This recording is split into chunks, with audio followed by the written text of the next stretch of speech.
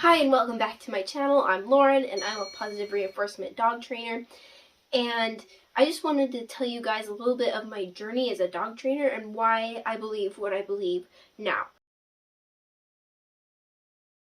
So why do I believe in positive reinforcement?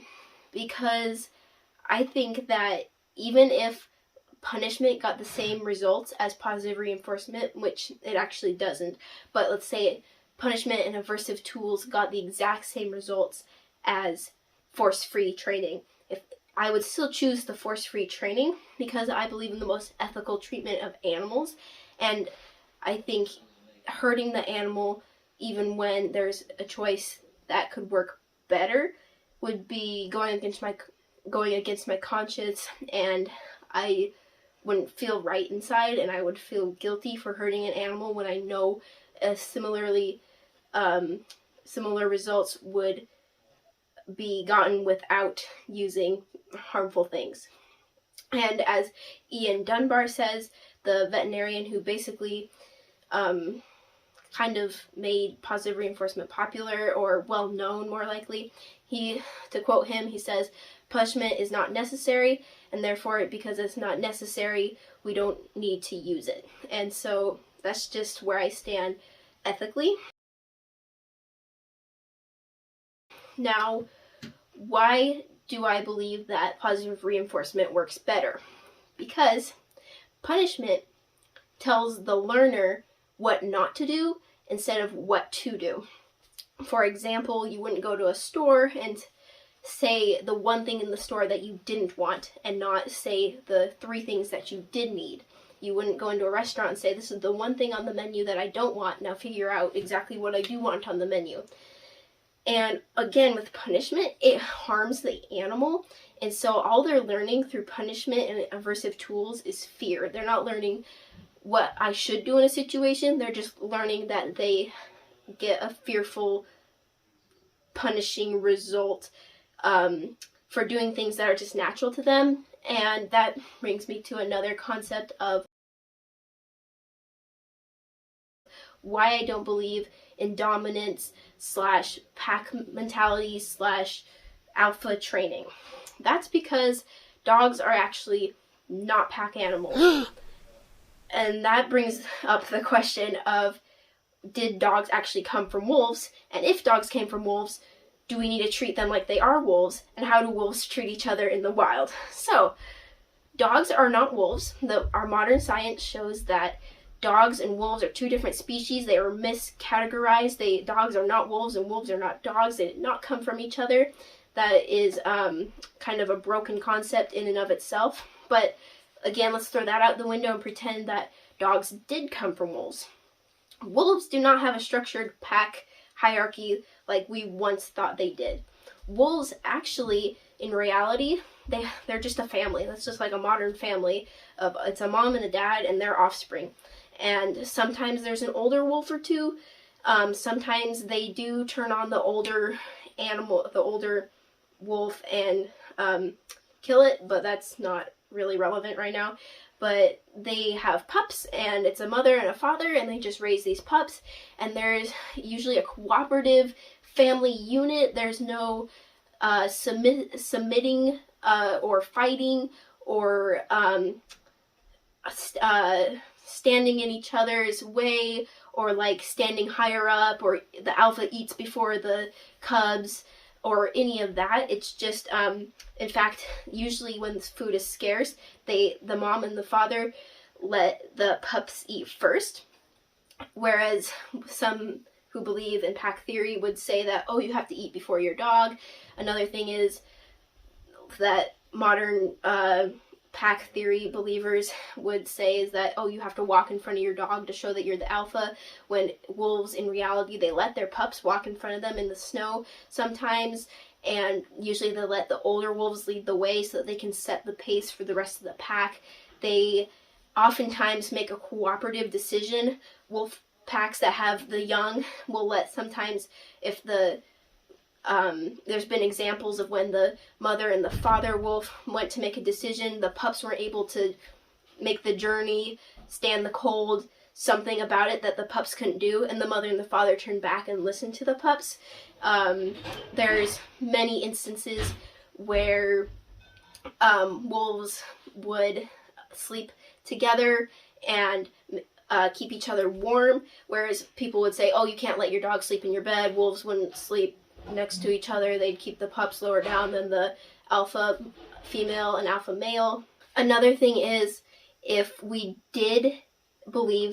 more people believe that dogs and wolves were not the same species, we would see that there's inherent differences. Wolves are very cunning and outgoing and are often very non-physical with each other, whereas most dogs are they're what's considered social creatures. They don't form packs on their own. Most feral dogs do not form packs. Once in a while, there'll be what's called not a pack, but a group of dogs, which is when feral dogs come together and they collectively eat food or take down some prey or something along those lines, but they don't stay together. That's where they differ, wolves and dogs. The dogs will not stay together. They might come together for a short time and then they'll go their own separate ways. And in fact, we found in research that dogs in fact like to be single when they're in the wild. They will resource guard, which is another word for guarding territory, that they won't let other dogs into their circle.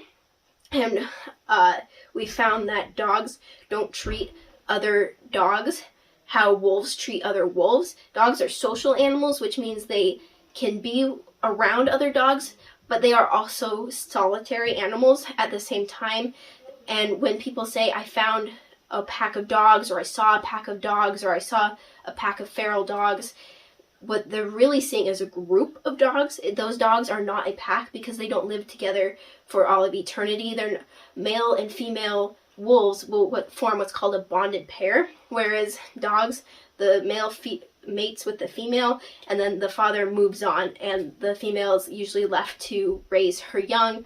Sometimes there's been instances where the males will stick around, but for the most part he mates, and then that's the end of his journey, and he goes away, and then she raises the young.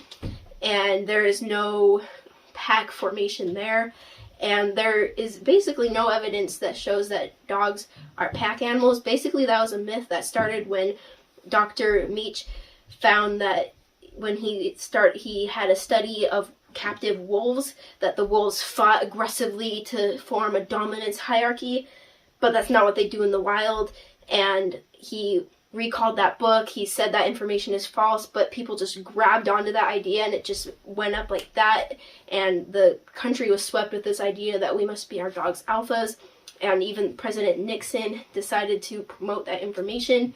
And it's just really misguided information because the man that wrote that book said that was wrong information. I don't say that it's true. And that's another good point to bring up, is that the leading experts in the field of dog science say that dogs are not pack animals and that they're best trained with positive reinforcement and force-free methods.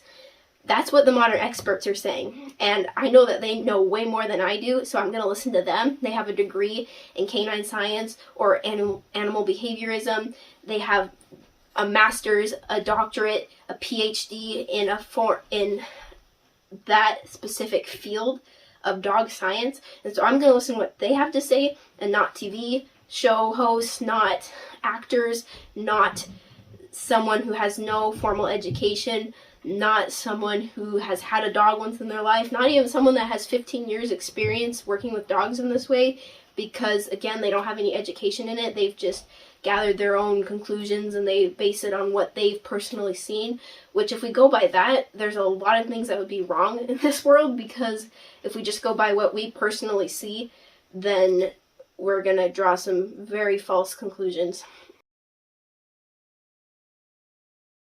And another thing with positive reinforcement force-free training is that the dogs get a choice, and they get to choose what they love and what they dislike. And so you want your dog to love you, and they get to make that choice. You cannot make anyone, animal or human, respect you. That's an internal feeling.